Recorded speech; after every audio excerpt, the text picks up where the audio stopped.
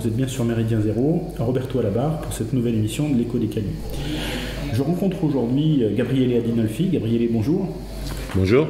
Alors, nous sommes dans le sud de la France Oui. Pas de souci. Et je rencontre Gabriele dans le cadre des 6e rencontres d'été des Lansquenets d'Europe.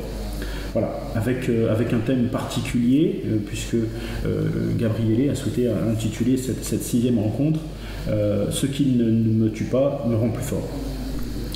Et surtout, Gabriele, tu viens de sortir un travail, je ne sais pas, une 50aine de pages, que tu as intitulé « Face au Covid et au grand reset, des anticorps vite ». Ouais. Alors, on verra par la suite, parce que là, tu as proposé ce travail en avant-première aux camarades qui viennent travailler avec les Lansquenets d'Europe pour leur permettre d'y apporter de la réflexion, etc. Mais ce petit opuscule sera très certainement édité bientôt auprès de Synthèse Nationale, donc je vous invite à le surveiller. Gabriele, pourquoi tu fais ce constat de dire qu'il faut des anticorps face au grand reset? Oui, surtout il faut des anticorps face à notre bêtise. Le grand reset, en fait, c'est pas grand-chose. C'est beaucoup plus quelque chose qui vit dans nos têtes qu'en réalité absolue. C'est-à-dire, nous sommes en train, les oligarchies mondiales sont en face d'un changement qui est dû pour plusieurs raisons, entre autres la nécessité de diversifier les sources, les sources énergétiques. Et puis, bon, il y a un changement évidemment important sur les influences internationales dans tous les sens, dû à la montée énorme de la Chine, à la montée d'autres petites puissances, et dû aussi à notre vieillesse démographique. Donc les systèmes, appelons ça comme ça, que nous avons toujours le tort de voir comme unis et que les autres ont toujours le tort de voir comme partagés, mais en fait il est toujours uni et partagé en même temps, parce qu'il y a des intérêts unitaires, et il y a aussi de luttes intestines très importantes, beaucoup plus qu'on le croit.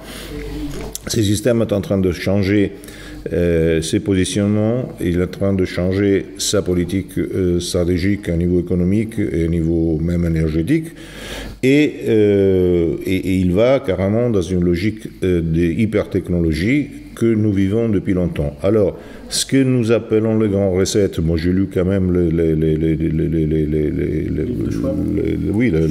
document de Davos, je parle aussi de ça, ça très peu à voir avec ce qu'on raconte dans les extrêmes des hallucinés, y compris l'extrême droite. Ça ne veut pas dire que je suis favorable, c'est simplement de dire que si on parle d'un truc, il faut savoir de quoi on parle, pas se faire des fantasmes qui sont dans ses propres têtes. Et bon, ces grands recettes, c'est surtout une mise à l'air de nos têtes vis-à-vis d'une réalité qui ne sera pas nouvelle, mais qui est déjà là depuis longtemps. Donc, ce que les gens craignent par rapport à ce que la dictature sanitaire, la dictature technologique puisse apporter, il n'apportera absolument rien, parce que le scénario de crainte que les gens sont en train de dénoncer, c'est un scénario réalisé au moins depuis 21 ans, et donc la seule différence, c'est que les gens vont se rendre compte qu'ils vivent dans une logique post-démocratique et avec des décisions qui vient du haut, pour simplifier, chose qui est faite depuis toujours. Et de manière particulière depuis 21 ans. Alors, on fera accepter aux masses de bœufs, parce que nous sommes des masses de bœufs, le fait qu'il faudra un peu plus d'autorité pour les choix qui seront stratégiques, dans lesquels toute la planète sera mise là-dedans. Alors je trouve ça positif, malgré tout, pour deux raisons. D'abord parce que ça démontre de manière de plus en plus importante la comédie et l'inutilité de la démocratie parlementaire.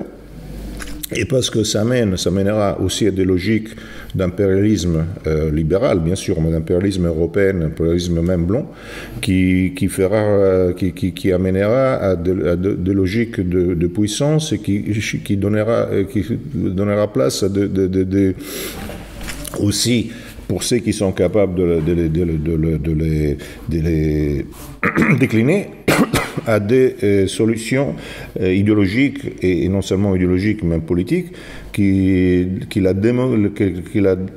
l'ultra-démocratie dans laquelle on avons vécu jusqu'à maintenant rendait impossible. Alors je pense que, je veux dire, je salue même avec joie ce qui se passe, parce que je pense que c'est un point de passage dans lequel ça tombe, on met le petit masque, mais ça tombe le masque, et en faisant tomber le masque, le très peu de gens qualifiés, qui vont être à l'avant-garde, auront des possibilités qu'ils n'avaient jamais eues depuis au moins 30 ans.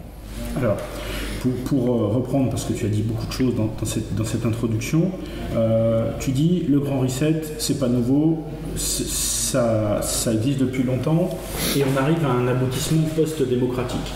Exact.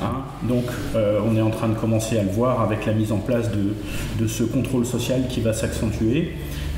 Et donc que la démocratie telle qu'on l'a connue, elle va disparaître. Oui. Et je ne trouve rien de choquant de ceci. Je trouve que c'est un passage en mieux par rapport à ces fantasmes.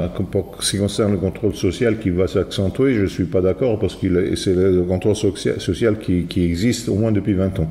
Et même quand on regarde la bataille qu'on fait pour ou contre la dictature sanitaire, si on passe sur la chaise au premier degré et on lit bien de quoi s'agit-il, on va voir que tout ce qui est imposé ou pas imposé, finalement, ça ne change rien du tout. On parle de la forme, mais jamais du contenu.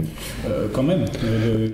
Mais en Chine, si tu n'es pas un bon citoyen, tu n'as pas accès aux services sociaux, tu n'as pas accès au crédit. En Chine, d'accord. Non, mais tu n'as pas accès au transport. Et quand on regarde aujourd'hui, en tout cas en France, je ne sais pas comment c'est en Italie, mais quand on regarde en France ce qu'annonce Macron, globalement, si tu n'as pas le pass sanitaire, il n'y a plus de trajet. Oui, mais ça c'est ce qu'on annonce. Mais ce n'est pas ce qu'on fera. Je m'explique. Comment dire,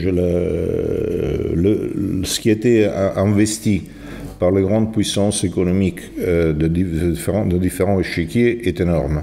Et donc, ils ne peuvent pas foirer la reprise. Alors que c'est une reprise particulière, c'est une reprise très capitaliste sur des éléments stratégiques avec beaucoup de dégâts sociaux sur lesquels on doit travailler d'une certaine manière. Donc, je ne suis pas en train de dire que je suis favorable, mais ils sont en train de préparer la reprise. En préparant la reprise, ils sont quand même en train, en même temps, de garder le fait que la reprise, c'est grâce à eux et que, de toute manière, il y a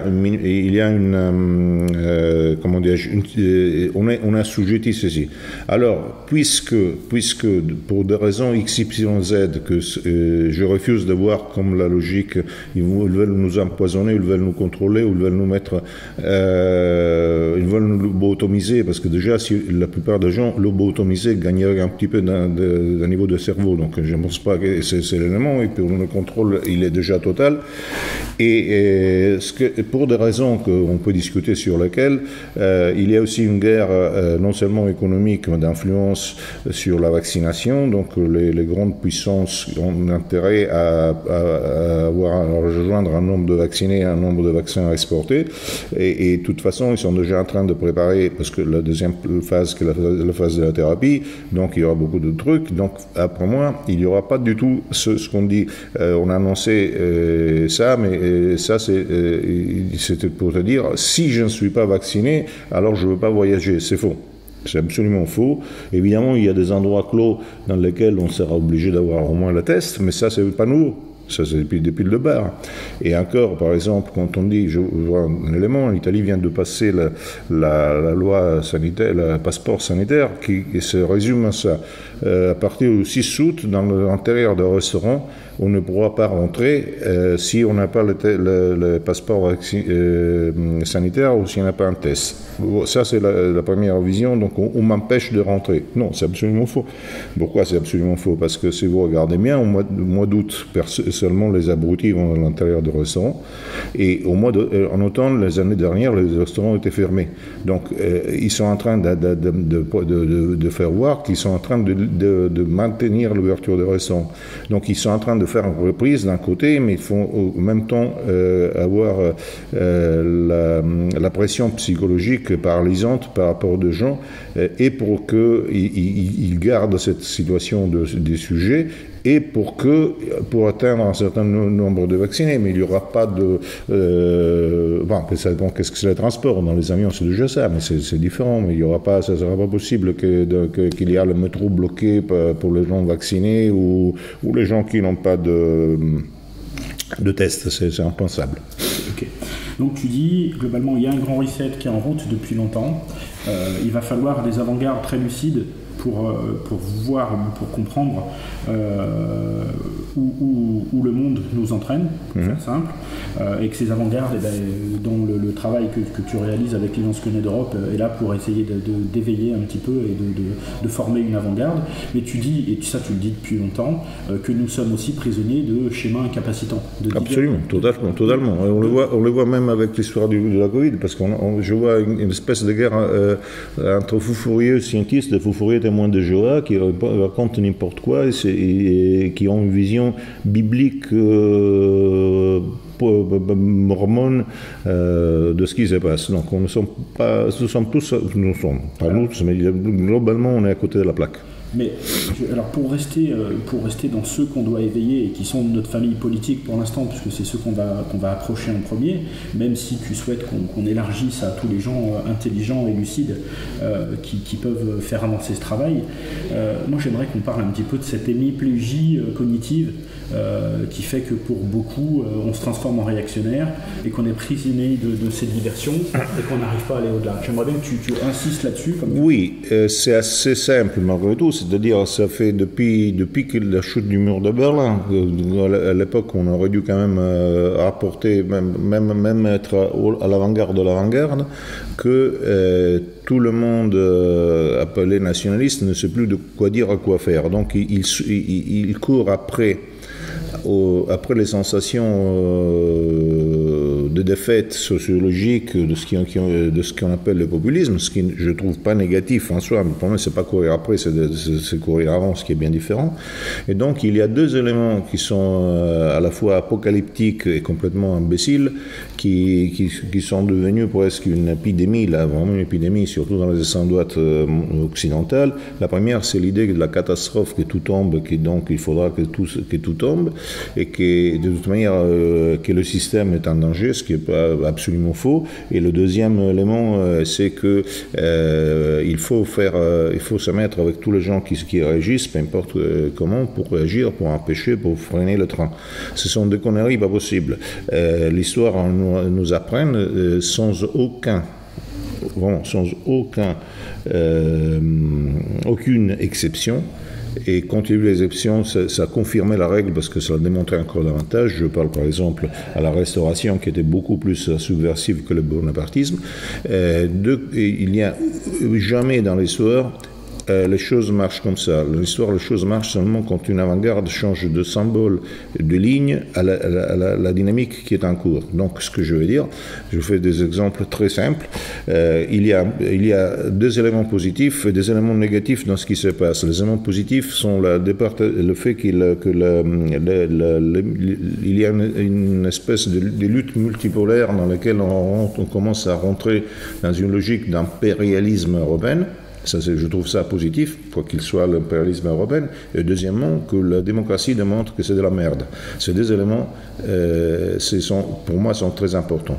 Et dans le positif. Dans le négatif, en soi, mais qui peut devenir positif si on a une volonté de puissance, et c'est que de la dynamique, pas un complot, parce que si on lit bien Davos, ils sont même préoccupés de ceci, il n'y a pas de complot pour détruire les PME et les petits commerçants, mais la dynamique qui va dans un sens hyper-capitaliste est en train de le détruire. Donc les PME, les petits commerçants, les salariés vont payer les coûts.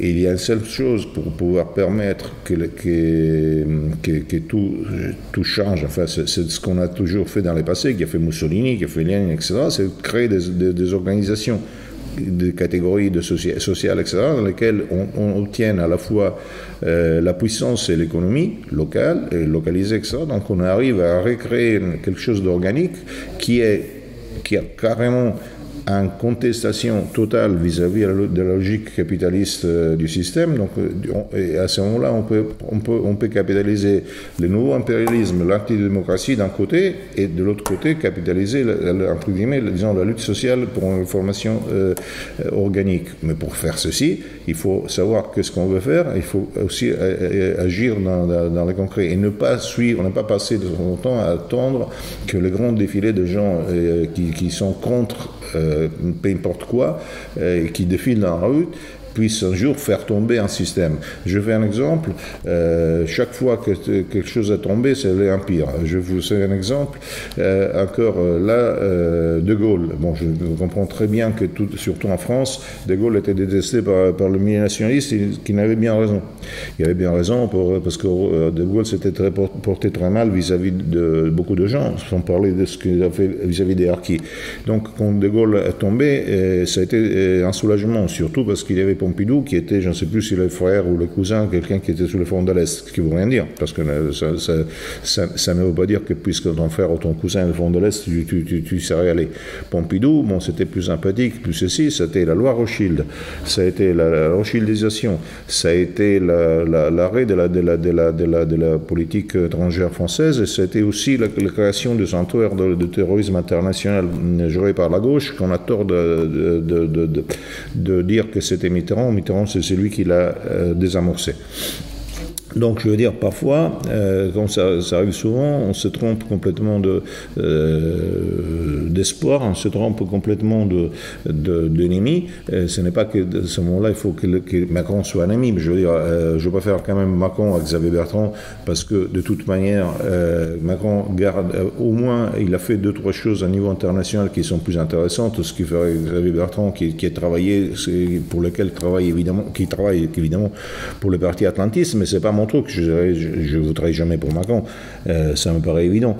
Mais je veux dire, on a toujours utilisé comme des pions pour deux jeux des autres, sans rien faire, en espérant que je ne sais pas quoi, qu'il se passe un truc. Et donc, on a perdu le Nord. Les gens de l'extrême droite maintenant, et ils rentrent dans des querelles séfarades ashkénazes, ils rentrent dans des querelles pas possibles, ils défendent la démocratie, et ils défendent l'Occident, ils défendent Israël. Donc, je veux dire, ça démontre le total désespoir et l'absence du sens du réel. Si on gagne, si on va à reconquérir le sens du réel et on garde quand même le Nord dans tous les sens, on peut avoir un rôle qui est intéressant dans la création, parce que aujourd'hui, dans un monde chaotique, dans le sens du chaos, même métaphysique du chaos, est subversif, même quand il est réactionnaire. La seule chose la seule révolution est créatrice. Il n'y a pas de révolution destructrice. C'est ça, justement, partout où il y a eu la libération presque freudienne ou reichienne de la démocratie de masse. Je parle 5 étoiles, mais malgré tout, grosso modo, dans l'ensemble aussi de Gilets jaunes, oui, avant, sur l'antipolitique qui a produit Macron, c'est exactement cette démocratie ultra-jacobine laissée à elle-même qui crée la tyrannide. Tu dis, il y a beaucoup de diversion, et pour reprendre d'autres exemples, tu as dit que la démocratie c'était un leurre, que les élections c'était un leurre, que ça permet d'entretenir de fausses rivalités vis-à-vis qui empêchent une élévation, et surtout tu attaques le souverainisme souvent parce qu'il nous éloigne d'une grande Europe telle que nous on la souhaite. Je pense que là-dessus c'est important qu'on le répète. Oui, mais je le répète volontiers, mais non seulement pour ça, parce que alors déjà sur tout ce que tu as dit, je vais préciser. Les élections, c'est dans l'air si on croit aux élections, enfin si on croit aux résultats définitifs des élections, mais les élections c'est aussi autre chose. Donc avoir une dialectique que j'appellerais helléniste avec les élections, c'est tout à fait possible. Je ne suis pas en train de dire qu'il faut rentrer chez eux et regarder son nombril. Donc je pense une dynamique articulée. C'est la seule différence, c'est la seule mise à point là-dessus. Pour le reste, ça me paraît évident, le souverainisme ne veut rien dire. C'est avoir une vision du passé, complètement déjà dépassée, et s'attacher à une vision abstraite d'une souveraineté nationale qui n'existe plus qui n'est plus possible depuis les années 30, de tous les points de vue, et en fait, il n'y a aucun souverainisme qui marche et qui ne marchera. Ce sont les États aujourd'hui, ce sont des groupes d'administration ni plus ni moins que les régions, et la seule possibilité de souveraineté, c'est où il y a une puissance, et une puissance est donnée par beaucoup de choses, est donnée par l'économie, est donnée par les ressources, est donnée par la démographie, est donnée par l'extension. Donc s'il n'y a pas de souveraineté européenne, il n'y a aucune souveraineté, c'est tout. Tu dis que le monde en tout cas que le système est plein de divisions aussi, et nous on a l'impression souvent qu'il est monolithique et qu'il est compliqué à attaquer, et toi tu dis non, il est plein de divisions, et ça nous laisse de la place pour travailler. Donc dans cette élévation vers un réel palpable, travailler dans les interstices, travailler dans les petits trous, c'est un petit peu ça ce que tu souhaites. Oui, le vrai problème c'est que les gens disent, surtout chez nous, que le système est hyper puissant, qu'on ne peut rien faire, pour une raison tout à fait simple, parce que travailler, c'est compliqué, c'est fatigant, donc il vaut mieux passer son temps à accuser l'entraîneur parce que l'équipe ne va pas bien, plutôt qu'aller s'entraîner pour prendre sa place.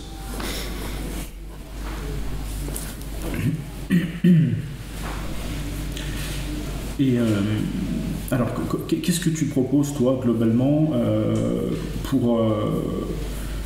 comme révolution créatrice? Parce que tu as dit il faut aller vers la puissance. Il faut aller vers la puissance, et donc quelle est pour toi la vision des choses? La vision des choses, déjà il faut une vision mythique, puis il faut quelque chose d'anthropologique et puis quelque chose de physique. Alors mythiquement, il faut relancer la volonté des puissances et l'idée à la fois préhistorique et jubiléenne de l'Europe, qui, contrairement à ce qu'il raconte les souverainistes, n'a aucune raison de bafouer ou de réduire les identités, y compris l'identité française. Au contraire, c'est la seule qui le permet de survivre, d'avoir un rôle. Et surtout d'assumer, de reprendre l'idée de la volonté de puissance qu'on a complètement perdue. Deuxièmement, anthropologiquement, c'est la question qu'il faut quand même, et ça c'est bon, je ne dis pas que les Lansquenets d'Europe pourront faire ça tout seuls, mais c'est la logique de Lansquenets d'Europe, faire de façon qu'on respire ensemble, des gens de la même fratrie, dans différents pays, ou comme dans différentes structures économiques ou métapolitiques, de façon qu'on puisse, par une syntonie, créer des énergies qui sont objectives. Et le troisième élément, qui je pense que le fondamental, c'est l'action.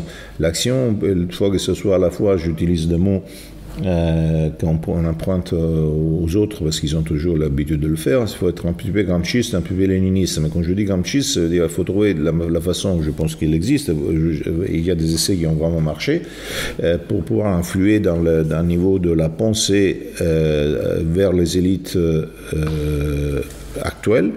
Et de l'autre côté, travailler pour organiser, comme je disais, pour les organisations de peuple, donc pour organiser les catégories, pour créer de possibilités d'avoir des assistances mutuelles ou de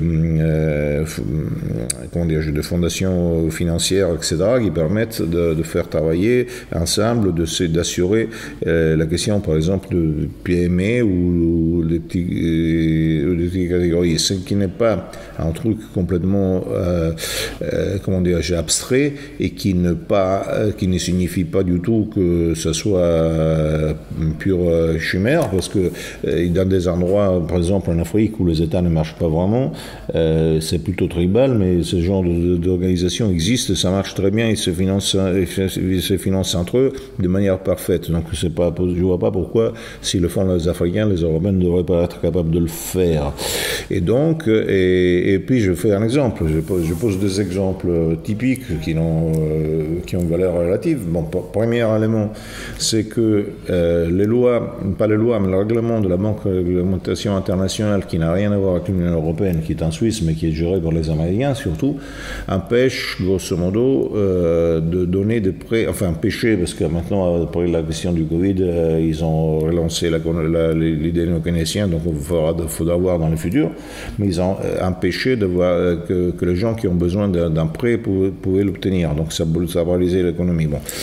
Simplement, il y a une possibilité, c'est-à-dire si les associations de PME s'organisaient en créant des associations financières, en payant, en cotisant toutes, la structure financière aurait eu suffisamment d'argent pour pouvoir elle-même demander un prêt et puis la faire fonctionner. Donc tu peux contourner de cette manière. Autre élément, qu'est-ce qu'il va se passer avec, par exemple, le restaurateur et tout ceci quand on va payer, non seulement quand on ira payer tout ce qui va être à niveau de de l'inflation, à niveau de la perte de travail, ils vont être obligés de demander des prêts. Donc finalement, on risque d'avoir beaucoup de restaurateurs qui disparaissent et d'autres qui sont en franchising avec des grands groupes qui lui prennent les 50%. Et il suffirait qu'ils se mettent tous d'accord dans un certain endroit, qu'ils cèdent chacun, mettons le 20% de son truc, à une coopérative formée par eux-mêmes. De cette manière, ils vont s'autofinancer, vont résister et vont survivre. Donc il y a beaucoup de choses qu'on peut faire, on peut aider à faire, puisqu'en plus, quand on parle, ça ne sont pas nécessairement des feignants. Donc quand je parle de l'affaire, il ne faut pas oublier qu'il y a aussi des gens qui sont commerçants ou qui sont restaurateurs, qui sont de chez nous. Donc je veux dire, ce n'est pas nécessairement abstrait. Bon, là, ce sont des solutions qu'on peut... Et l'addition de tout ceci crée à la fois une dynamique et une logique politique. Et donc, on rentre en jeu.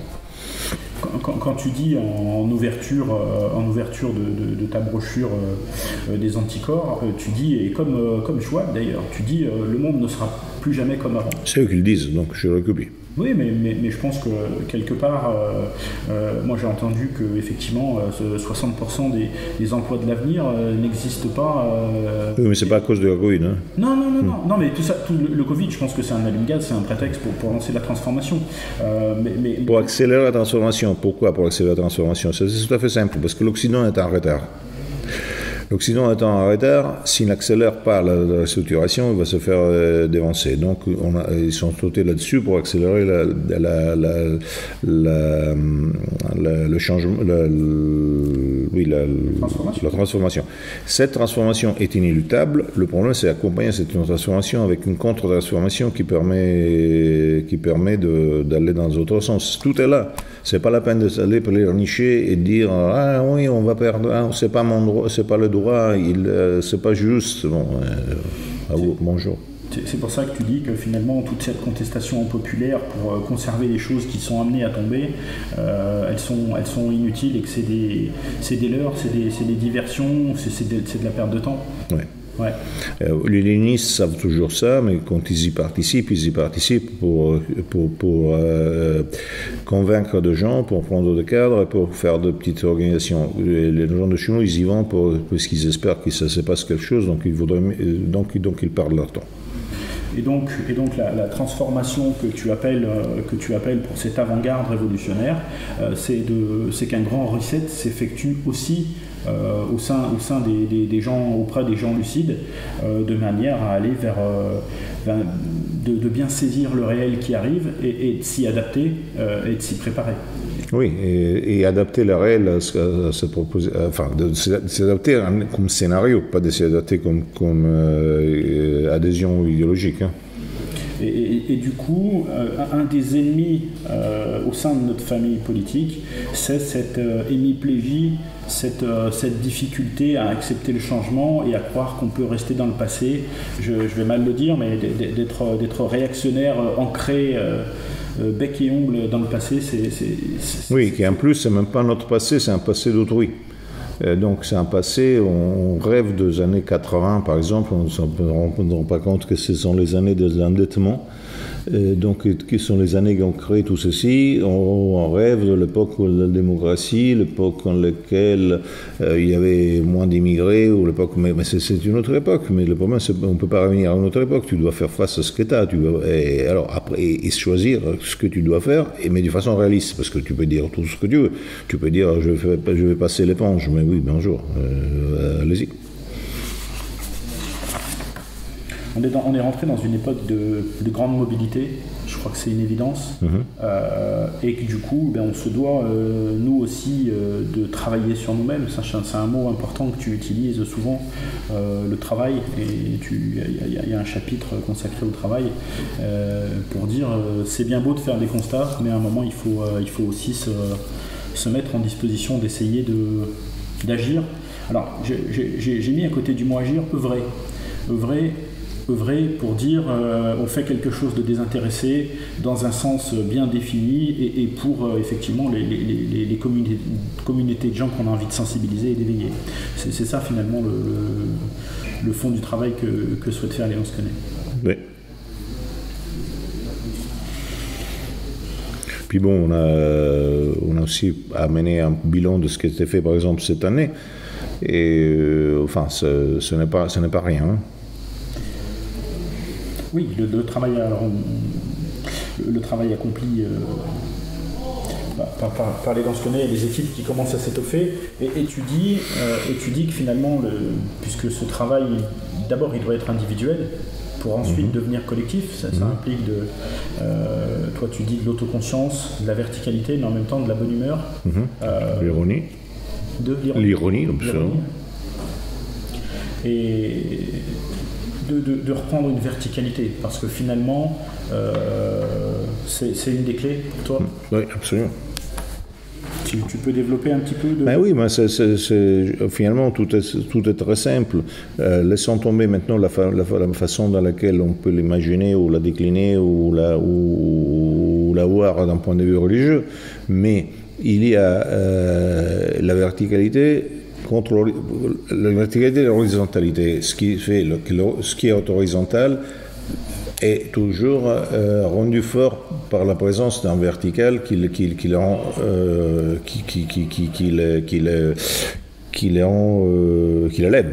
l'élève. Alors, la subversion, en fait, c'est quelque chose qui, bon, ça semble même en alliant avant la Bible, avant l'événement de la Bible dans les pays européens, c'est quelque chose qui signifie que c'est l'absence de hiérarchie de valeurs et hiérarchie de principes, ce qui amène, qui fait les gens malheureux et qui fait les gens méchants et stupides et qui fait éclater partout. Donc si l'on veut, moi je l'appelle ça le césarisme ou contre la démocratie. Et tout est là, je veux dire, si on n'a pas une vision verticale dans laquelle on se rattache à quelque chose qui est céleste et qui vient de tes ancêtres, qui arrivera jusqu'à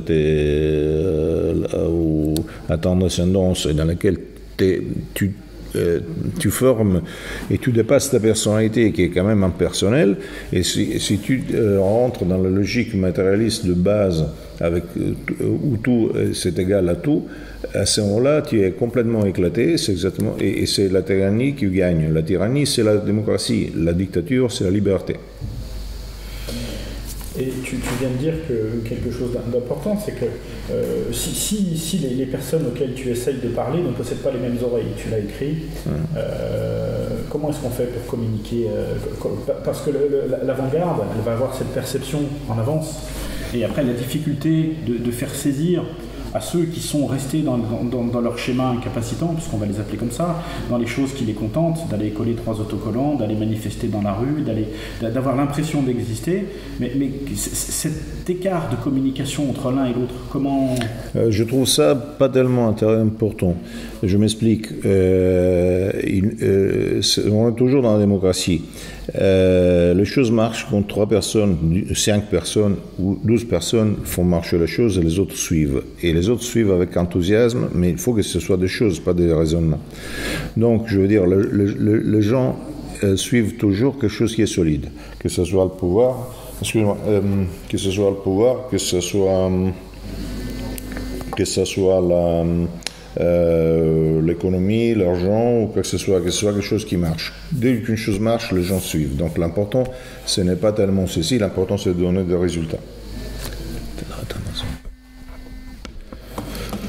Donc tu disais l'important c'est de donner des résultats, de donner envie, mais alors ça se fera par le biais d'une communication. On va Ce que je veux dire, j'ai vraiment rien à foutre de convaincre des gens aigris et malheureux qui se rattachent à un milieu tout simplement parce qu'ils sont sociopathes. Qui veut faire des choses le fera, qui veut pas faire des choses passera tout le temps à pleurnicher ou à maudire, c'est pas le problème. Je veux pas faire l'unité de tous les bras cassés. Donc, ce que tu dis, c'est que les Lansquenets vont travailler, communiquer, seront séduits ceux qui veulent l'être et rejoindront ceux qui sont capables de sortir de l'égoïsme. Oui, et pas seulement le Lansquenet. Le Lansquenet, c'est un outil. Disons, les avant-gardes doivent travailler pour pouvoir faire, et on a déjà là dans certains domaines, pour pouvoir obtenir des dynamiques, des relations intenses qui peuvent participer au changement de la société. Et ceux qui comprennent avant, c'est bien, ce qu'ils comprennent après, ça ira quand même. Mon idée n'est pas d'avoir l'hégémonie de l'extrême droite qui n'est rien de plus que les néo-bourbons de 1880. C'est-à-dire, ça ne sert à rien de se renfermer dans ces lubies, ni dans ces utopies déléguées, ni dans l'argne qui est prédominante dans des milliers de marginaux qui sont marginaux en tant que marginalisés une fois, que maintenant sont marginalisés en tant que marginaux, parce que le problème est passé. Donc, je veux dire, l'important, c'est de faire des choses qui aient résultat. Ce n'est pas de pouvoir rendre heureux quelqu'un parce qu'il lui a donné parce qu'il adhère à une vision abstraite. Je ne veux pas convaincre qui que ce soit. Ce sont les faits qui doivent le convaincre. D'accord, mais les faits doivent convaincre et derrière, ça doit inciter quand même à rejoindre, à avoir de la discipline, à accepter de la hiérarchie, à accepter d'être un soldat qui tient une place particulière dans l'organisation. C'est ça que ça doit ramener aussi, je pense. Si, mais c'est ça, je pense que c'est le départ. Il faut partir de là pour pouvoir le demander. On est d'accord. Tu dis éloigner les sociopathes, très bien, il y en a des légions, et il faut s'en affranchir. Tu parles de nouvelles synthèses, toi. Tu parles de nouvelles synthèses. Ouais. Tu peux définir qui on vise, parce que vers qui on s'ouvre. Ah bah, moi je le dis auparavant, il y a d'un côté il y a un vide d'imaginaire dans les élites et sociales d'aujourd'hui qui sont quand même pas aussi unis qu'on le croit et qui sont en train d'essayer de comprendre comment ils peuvent rentrer dans un nouvel impérialisme. De l'autre côté, t'as un problème avec de catégories. Il y a des catégories sociales qui sont les productrices qui ont un problème important, donc je pense qu'il faut travailler de façon gramscienne vers les premiers et de façon léniniste vers les deux, et là tu obtiens les synthèses, et ce sont des synthèses qui sont au moins pré-révolutionnaires. Ok. Un petit mot de conclusion pour, Oui, un mot de conclusion, je veux dire, je répète à la fin du livre, je reprends une chanson de Battiato qui vient de mourir. Il dit qu'il faut, il dit simplement qu'il faut savoir, que la chanson dit mon maître m'a appris qu'est-ce que c'est difficile de reconnaître l'aube à la nuit tombée. Alors, c'est ça, il faut reconnaître l'aube à la nuit tombée. Je pense que nous sommes vraiment à l'aube et nous ne sommes pas au coucher, enfin c'est un coucher de soleil, mais c'est un coucher de soleil qui mène vers les orages, et donc on va faire que ce soit des orages d'acier. Si on va par contre passer notre temps à pleurnicher parce que la nuit tombe, demain peut-être ce sera humide, donc ça va mal dans nos os, ça m'intéresse pas. Là, tu termines ton chapitre dans ta conclusion en disant qu'il faut arrêter de regarder le grand reset avec les yeux de celui qui a fixé la méduse et du coup qui est sclérosé, qui fait plus rien et qu'il faut effectivement il faut aller au-delà pour trouver un chemin. Exact. Ok. Écoute Gabriele, merci. Merci à vous. Hanoï.